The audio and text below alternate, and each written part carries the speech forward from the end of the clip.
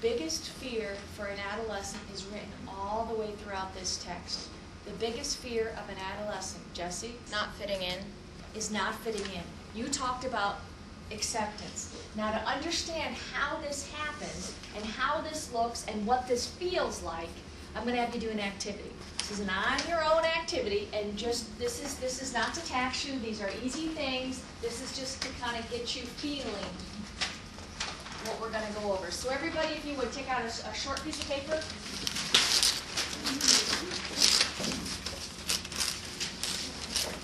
I'm going to pass out these papers, and just keep them face down. And if you would, no one write on these, write on your own papers.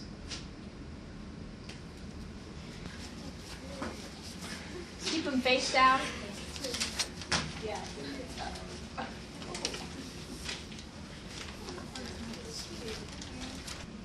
Everybody have one? If you would, just do them one at a time, and I will tell you when to do them. Everybody turn it over. Just do your own work.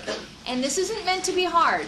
These are anagrams. Just do the first one only. Go ahead and solve it. An anagram is rearrange the letters to form a word. Just one. Just rearrange those letters to form a word. When you're done, I need to see your hand raised.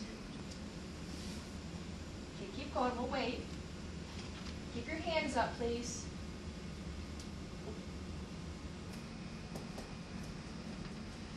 Just do number one. Don't go on. Don't go on. This isn't meant to be difficult.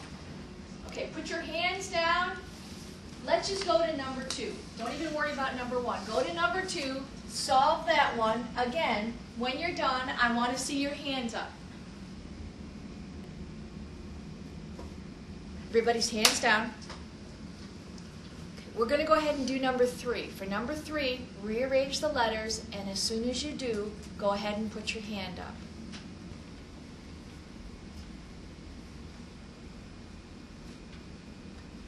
Here's what you need to know. You were both given two different lists. This side of the room was given these three words. And left side of the room, here you go. They were given bat. What would the word be? The second one, they were given lemon. Brian, the word? Melon. Melon. They were easy. The trick here was both of you were given the third word, which was the same. The third word was cinerama, which was American. Your first two words on this side of my classroom were not solvable. They were impossible tasks. I'm sorry. I know, but here's what we did this for. I was able to induce something called learned helplessness in the left side of the room very easily within about 5 minutes. I want you to think about what happened to you, this left side of the room, when you saw the right side of the room raising their hands because they already had the task done. What happened to you during that time? Jory? I felt stupid. You felt stupid? Yeah. Okay. I felt rushed. Felt rushed? Joelle? I was even more confused. You were even more confused because they all got it and you were still struggling. Chelsea? Frustrated. Frustrated. What happened by the time you got to the third word? Because I'm here to tell you, this side of the room is not significantly more intelligent than this side of the room. That was a random assignment. So what happened to show the differences? Why did you have more of a difficult time with the third word, which was the exact same word? Brian? My confidence was shot. What you experienced was a term called learned helplessness. How many have heard of the term before? Let me see your hands. Learned helplessness is often used in the academic literature to mean what? Jory? Basically, they fail once or can't do something one time, and then they apply that to everything in the future, so all the future applications become skewed by that learned helplessness. And here's the thing, and this is what I want everybody to understand. It's usually only used in the academic research. You'll see it in ed psych books. You'll see it in school textbooks when they talk about learning. But I'm going to challenge us to think about how learned helplessness can actually apply to the social scene. Can someone give me an example of how that might look? Tasha? It's like when a guy asks a girl out and he gets turned down, he's not going to be willing to keep asking girls out, afraid of getting turned And he down. stops trying.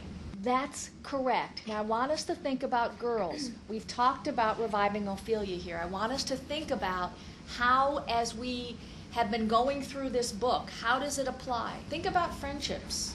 Can you induce learned helplessness in friendships? Because it's tough to actually establish and maintain friends. That's a difficult process. Jesse? If a girl sacrifices her morals once in order to gain the approval of her friends or a guy, she's more likely to do it over and over. Yes, and I'm just going to put this out there just to be explicit about it. If Carl becomes victimized one time in grade school, is he likely to stand up for himself the next time?